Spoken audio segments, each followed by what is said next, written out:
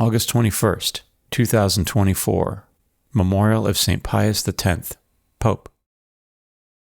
A reading from the book of the prophet Ezekiel.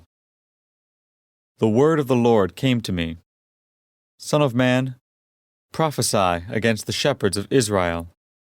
In these words prophesy to them, to the shepherds. Thus says the Lord God, Woe to the shepherds of Israel, who have been pasturing themselves. Should not shepherds rather pasture sheep?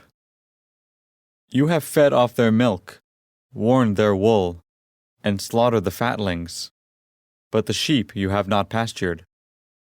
You did not strengthen the weak, nor heal the sick, nor bind up the injured.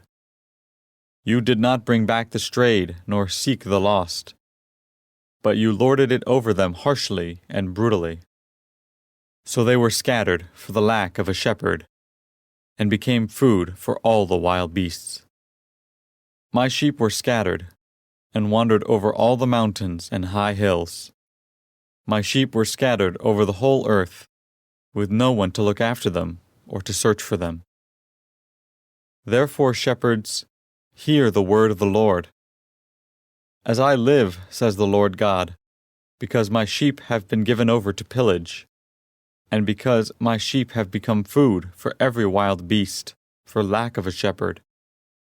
Because my shepherds did not look after my sheep, but pastured themselves, and did not pasture my sheep. Because of this, shepherds, hear the word of the Lord. Thus says the Lord God, I swear I am coming against these shepherds. I will claim my sheep from them, and put a stop to their shepherding my sheep, so that they may no longer pasture themselves. I will save my sheep, that they may no longer be food for their mouths. For thus says the Lord God, I myself will look after and tend my sheep. The word of the Lord. The responsorial psalm. The response is, The Lord is my shepherd, there is nothing I shall want. The Lord is my shepherd, I shall not want. In verdant pastures, he gives me repose. Beside restful waters, he leads me. He refreshes my soul. The Lord is my shepherd, there is nothing I shall want. He guides me in right paths for his name's sake. Even though I walk in the dark valley, I fear no evil, for you are at my side with your rod and your staff that give me courage. The Lord is my shepherd, there is nothing I shall want. You spread the table before me in the sight of my foes. You anoint my head with oil, my cup overflows. The Lord is my shepherd, there is nothing I shall want. Only goodness and kindness will follow me all the days of my life, and I shall dwell in the house of the Lord for years to come. The Lord is my shepherd, there is nothing I shall want. A reading from the Holy Gospel according to St. Matthew. Jesus told his disciples this parable. The kingdom of heaven is like a landowner who went out at dawn to hire laborers for his vineyard. After agreeing with them for the usual daily wage, he sent them into his vineyard. Going out about 9 o'clock, he saw others standing idle in the marketplace. And he said to them, You too, go into my vineyard, and I will give you what is just. So they went off. And he went out again around noon and around 3 o'clock and did likewise. Going out about 5 o'clock, he found others standing around, and he said to them, Why do you stand here idle all day? And they answered, Because no one has hired us. He said to them, You too, go into my vineyard. When it was evening, the owner of the vineyard said to his foreman, Summon the laborers and give them their pay, beginning with the last and ending with the first. When those who had started about 5 o'clock came, each received the usual daily wage. So when the first came, they thought they would receive more, but each of them also got the usual wage. And on receiving it, they grumbled against the landowner, saying, 'These last ones worked only 1 hour, and you have made them equal to us, who bore the day's burden in the heat.'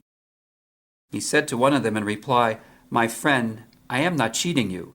Did you not agree with me for the usual daily wage? Take what is yours and go.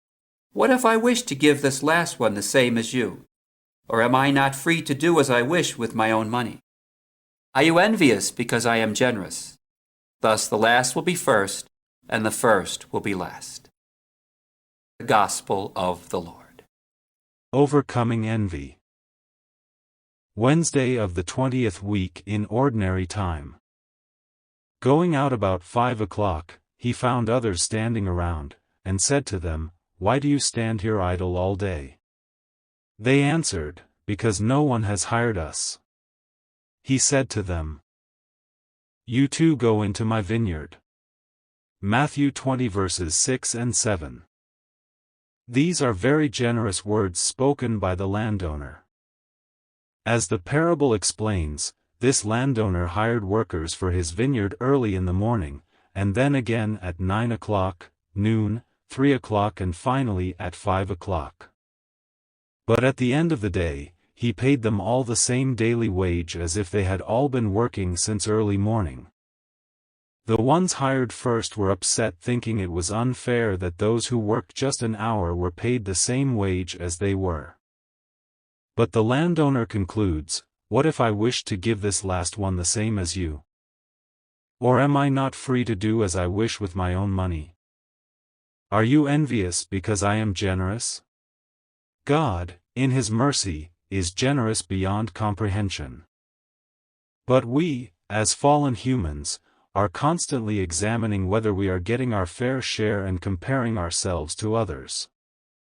We tend to want more and easily become envious when we see others succeed or receive blessings that we do not have. For example, if someone is more popular than us on social media, or drives a nicer car, or has a bigger home, or goes on an expensive vacation, we often tend to notice with a sort of sorrow that we do not have what they do. And that is envy.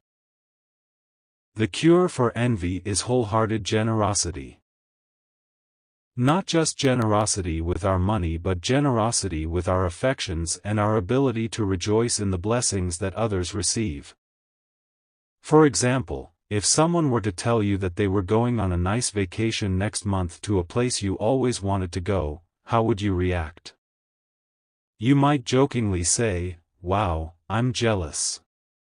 Jealousy can quickly turn into envy, which is a form of sorrow over the blessings another has that you do not. And that sorrow over the blessings of another can subsequently turn to anger. These workers in the vineyard who worked all day and received the same amount as those who worked only 1 hour could have responded by congratulating the later workers, and could have even jokingly said, "Lucky you, I wish I would have shown up at 5 o'clock. But instead, they grumbled and tried to interfere with the generosity of the landowner, saying, "These last ones worked only 1 hour. And you have made them equal to us, who bore the day's burden and the heat." Again, this is envy. In that their sorrow over the generosity of the landowner led them to try to interfere with the blessing the others received. Whenever you notice this form of unholy sorrow within you, take notice. It means that you lack a selfless generosity toward others. And if you see God blessing another in spiritual riches, try to generously rejoice in that. Offer praise and thanks to God for His goodness. Don't dwell on yourself and dismiss every temptation to compare. In many ways, every one of us is represented by those who worked only 1 hour and received the full daily wage. This is because we could never earn the grace of salvation. The one and only reason we are able to receive the gift of eternal salvation and every other grace given to us by God is because God is infinitely generous. Therefore, the goodness and generosity of God must be our constant focus, and we must rejoice in that generosity when it is given to us and when it is also given to others.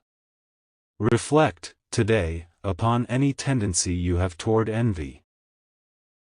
Think about the blessings that others have been given that you have not. Sincerely look at your interior reaction to that and pray that God will grant you the gift of being able to be generous in your rejoicing in those blessings. Every blessing given by God must be the cause of our joy, no matter if those blessings are bestowed upon us or upon others. My most generous Lord, you bestow your blessings upon all in superabundance. When I witness the ways that others are blessed by you, help me to foster a sincere gratitude for all that they have received. Help me truly rejoice in the many ways you bless all your people.